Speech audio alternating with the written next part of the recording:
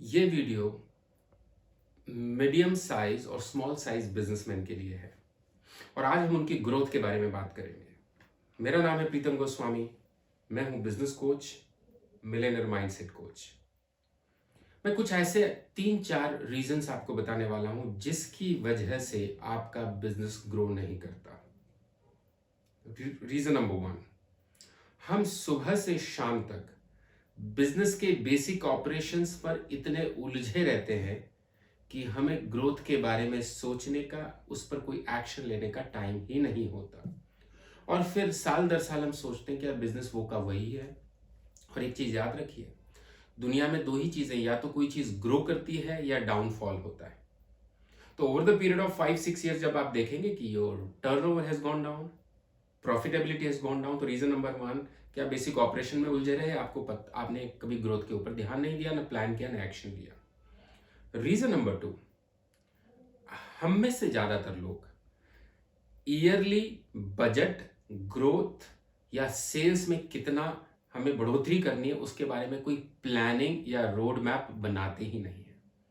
आप सोचते हैं तो बड़े बड़े कॉर्पोरेट्स में होते हैं, मैं क्या कर सकता हूं उसमें, लेकिन यस, आपको अपने एम्प्लॉयज के साथ बैठ करके, फैमिली मेंबर्स के साथ बैठ करके साल के शुरू में पूरे साल का ग्रोथ का टारगेट्स, बजट, सेल्स का प्लान बनाना चाहिए।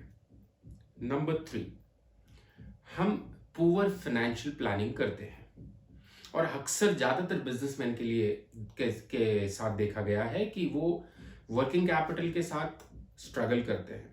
तो आप देखिए कि पिछले साल आपकी जो बैलेंस शीट थी, पिछले साल जो भी आपका लेखा जोखा था, उसमें किस कहाँ से फाइनेंस आया, कहाँ को फाइनेंस गया, कहाँ आपको फाइनेंस की कमी महसूस हुई, और उस फाइनेंशियल मैनेजमेंट को हम ध्यान नहीं देते, बल्कि मार्केट की स्थितियों का हवाला देते हुए हम उसको एक रियलिटी के तौर पर एक्सेप्ट कर लेते हैं। और वही रीजन होता है कि हमारा आधा फोकस तो उन पैसे के जुगाड़ में लगा रहता है, हम बिजनेस की ग्रोथ पर कहां ध्यान देंगे।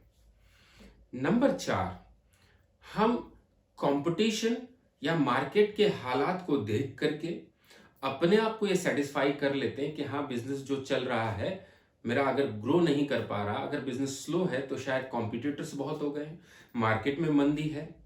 लेकिन समझ लीजिए दोस्तों, ये जो मंदी होती है ना, मंदी मार्केट में नहीं होती, हमारे दिमाग में होती है। और हम ये एक्सेप्ट कर लेते हैं कि कंपटीशन है, रेसिशन है, इसकी वजह से बिजनेस नहीं चल रहा, तो आप उसको एक्सेप्ट कर लेते और कोई नया तरीका अपनाते नहीं है उससे बाहर आने का। और एक इंपॉर्टेंट चीज, हम में से ज्यादातर लोग, खास करके मीडियम साइज और small businessman, they do not have business mentors. ये बिजनेस मेंटोर की हमें जरूरत क्यों है? ये बिजनेस मेंटोर होते क्या हैं? आपकी डिसीजन मेकिंग के लिए। आपने देखा होगा, अपने लिए डिसीजन मेकिंग बहुत मुश्किल होती है, लेकिन दूसरों को सलाह देना और दूसरों के लिए डिसीजन मेकिंग आसान होती है।